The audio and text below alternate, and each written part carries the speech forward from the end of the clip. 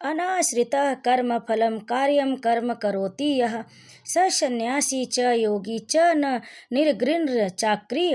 अर्थात श्री भगवान ने कहा, जो पुरुष अपने कर्म फल के प्रति अनासक्त है और जो अपने कर्तव्य का पालन करता है, वही सन्यासी और असली योगी है। वह नहीं जो न तो अग्नि जलाता है और न कर्म करता है। भगवान श्री कृष्ण ने अर्जुन को कुरुक्षेत्र में उपदेश देते हुए कहा, हे पांडुपुत्र, जिसे संन्यास कहते उसे ही तुम योग अर्थात पर ब्रह्म से युक्त होना जानो, क्योंकि इंद्रिय तृप्ति के लिए इच्छा को त्यागे बिना कोई कभी योगी नहीं हो सकता। अष्टांग योग के 9 साधक के लिए कर्म साधन कहलाता और योग सिद्ध पुरुष के लिए समस्त भौतिक कार्यकलापों का परित्याग ही साधन कहा जाता है। जब कोई पुरुष समस्त भौतिक इच्छाओं का त्याग करके न तो इंद्रिय तृप्ति के लिए कार्य करता और न सकाम कर्मों में प्रवृत्ति होता, तो वह योगारूढ़ कहलाता है। मनुष्य को चाहिए कि अपने मन की सहायता से अपना उद्धार करे और अपने को नीचे न गिरने दे।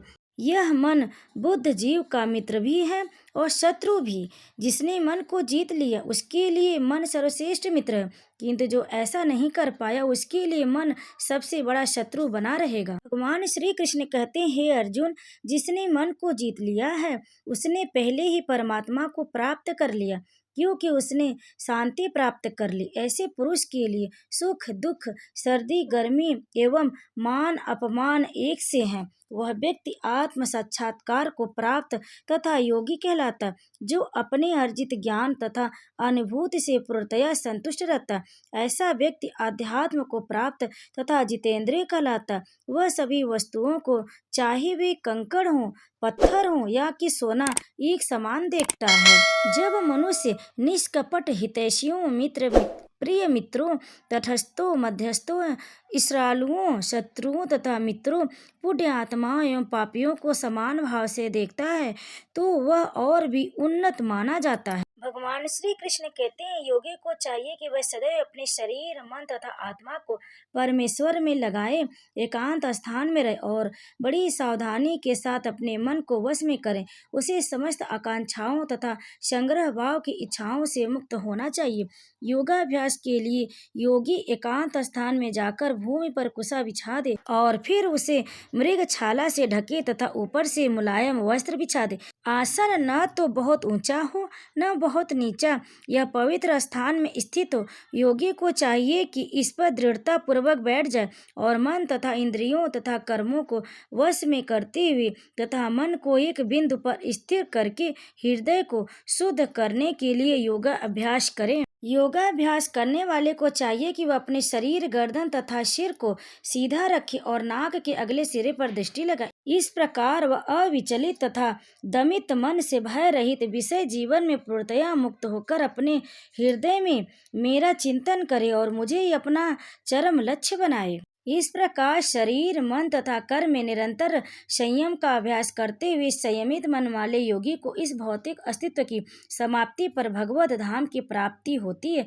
हे अर्जुन, जो अधिक खाता है या बहुत कम खाता है, जो अधिक सोता है अथवा जो पर्याप्त नहीं सोता, उसके योगी बनने की कोई संभावना नहीं है। जो खाने, सोने, आमोद प्रमोद तथा काम करने की आदतों में नियमित रहता है, वह योगाभ्यास द्वारा समस्त भौतिक क्लेशों को नष्ट कर सकता है। जब योगी योगाभ्यास द्वारा अपने मानसिक कार्यकलापों को वश में कर लेता है और अध्यात्म में स्थिर हो जाता है, अर्थात समस्त भौतिक इच्छाओं से रहित हो जाता है, तब वह योग में सुस्थिर कहा जाता है। जैसा कि श्रीमद् भागवत में कहा गया है, राजा अम्बरीश में सर्वप्रथम अपने मन को भगवान के चरण कमलों पर स्थित कर दिया, फिर क्रमशः अपनी बाड़ी को कृष्ण के गुणानुवाद में लगाया, हाथों को भगवान के मंदिर को स्वच्छ करने, कानों को भगवान के कार्यकलापों को सुनने, आँखों को भगवान के दिव्य रूप का दर्शन करने, शरीर को अन्य भक्तों के शरीरों का स्पर्श करने,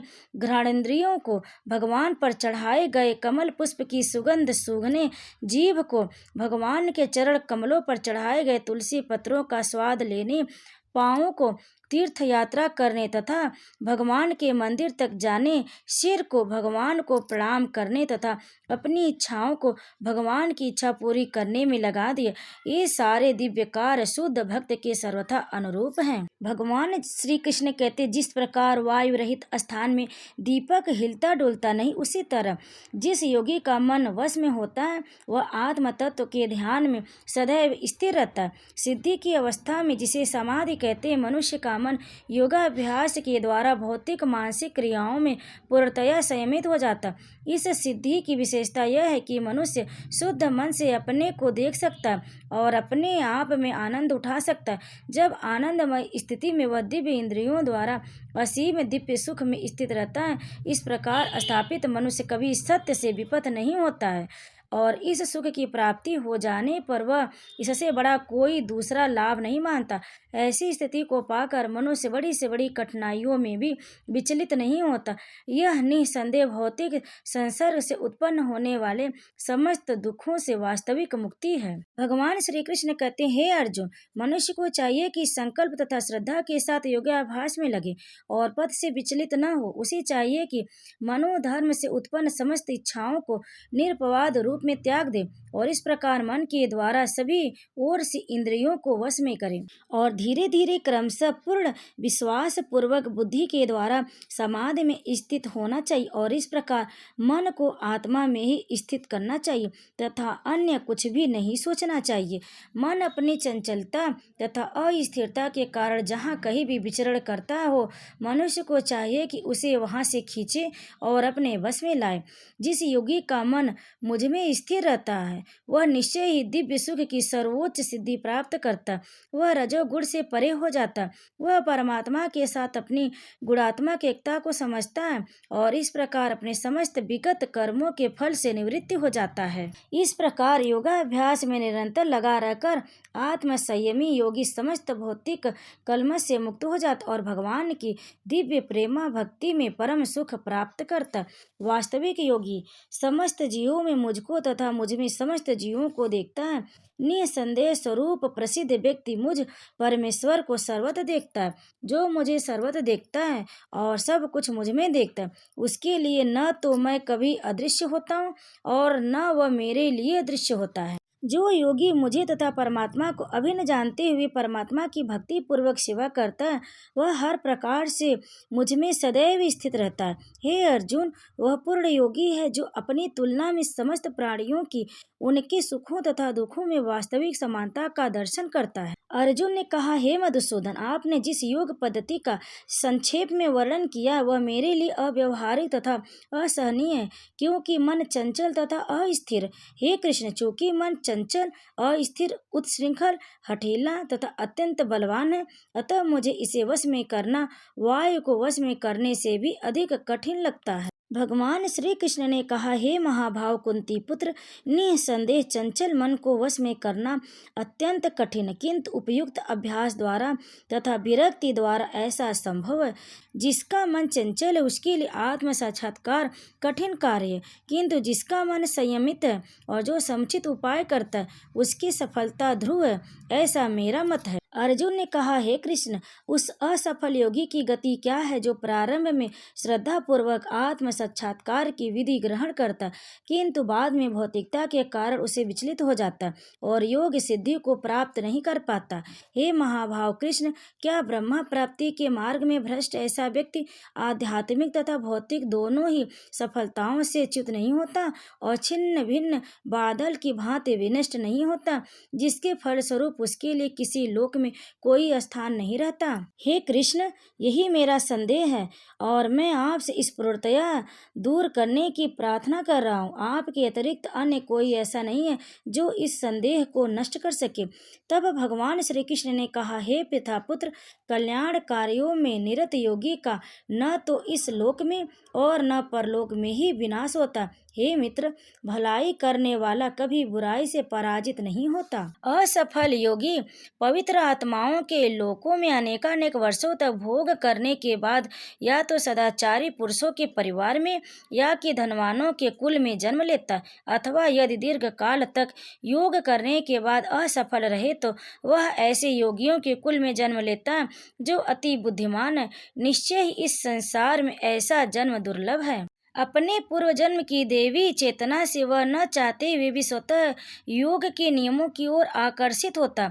ऐसा जिज्ञासी योगी शास्त्रों के अनुष्ठानों से परे स्थित होता है, और जब योगी समस्त कल्मश से शुद्ध होकर सच्ची निष्ठा से आगे प्रगति करने का प्रयास करता है तो अंतोगत्वा अनेक जन्मों की अभ्यास के पश्चात सिद्धि लाभ करके वह परम गंतव्य को प्राप्त करता है। योगी पुरुष तपस्वी से, ज्ञानी से तथा सकाम कर्मी से बढ़कर होता। अतः हे अर्जुन, तुम सभी प्रकार से योगी बनो, और समस्त योगियों में से जो योगी अत्यंत श्रद्धा पूर्वक मेरे परायण है, अपने अंतःकरण में मेरे विषय में सोचता है और मेरी दिव्य प्रेमा भक्ति करता है, वह योग में मुझसे परम अंतरंग रूप में युक्त रहता और सबों में सर्वोच्च है। यही मेरा मत है। कोई बिरला भाग्यशाली ही वैदिक विधान के अनुसार भक्ति योग के पथ को स्वीकार करके कृष्ण भावना भावित को पाता है।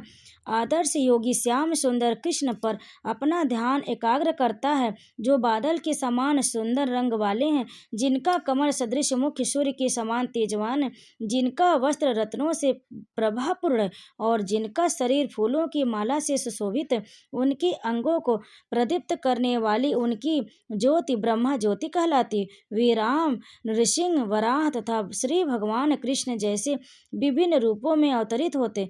वे सामान्य व्यक्ति की भांति माता यशोदा के पुत्र के रूप में जन्म ग्रहण करते और कृष्ण, गोविंद तथा वासुदेव के नाम से जाने जाते।